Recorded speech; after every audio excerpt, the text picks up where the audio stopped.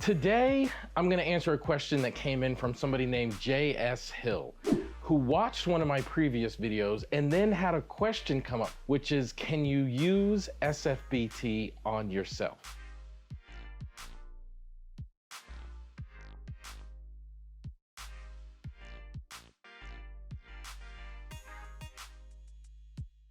This is an interesting question. It's a fascinating question. I know a lot of you people out there have it. So here's the answer. The answer is a definitive yes and a definitive no.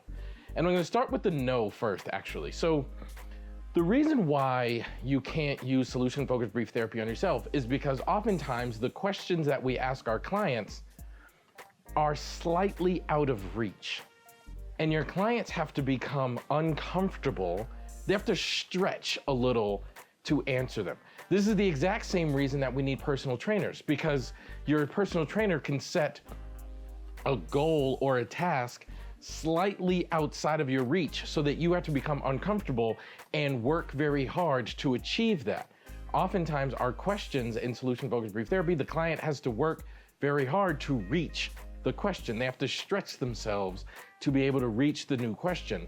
And it's really hard to ask yourself questions that would make you that uncomfortable and allow you to stretch. So oftentimes the reason that we need another person to ask us these questions is because they can set the question just outside of our reach so that we can develop an answer and work hard enough to develop an answer to achieve it. And then they set another question just outside of our reach.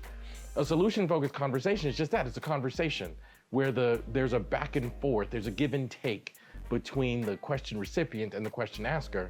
And we sometimes need the question asker because they can set the questions just outside of our reach. So that's why it's really hard to do solution-focused brief therapy on yourself, because you often need someone to ask you questions so that you can just be in the role of question answerer and work very hard to answer the questions.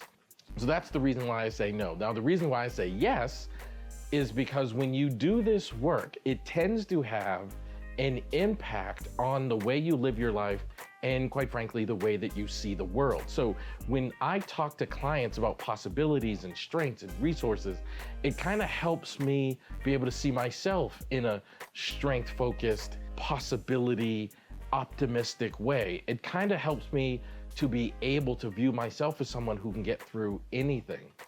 You know, there's this thing in our field called secondary trauma.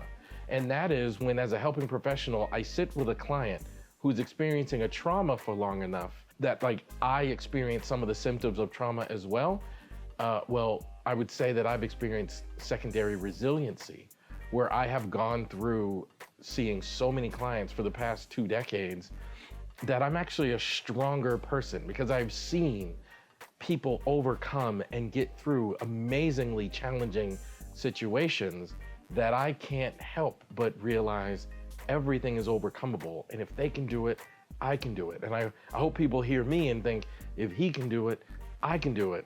And I think that's why, just by doing solution-focused brief therapy, you are doing solution-focused brief therapy on yourself. So that's why I would say the answer is yes. So J.S. Hill, thank you so much for that question. I hope all of you guys benefited from that question. If you have a question for me, text me, send me an email, leave a response to this video, and I hope you guys enjoyed this. I hope this was beneficial to you, and I'll see you in the next video.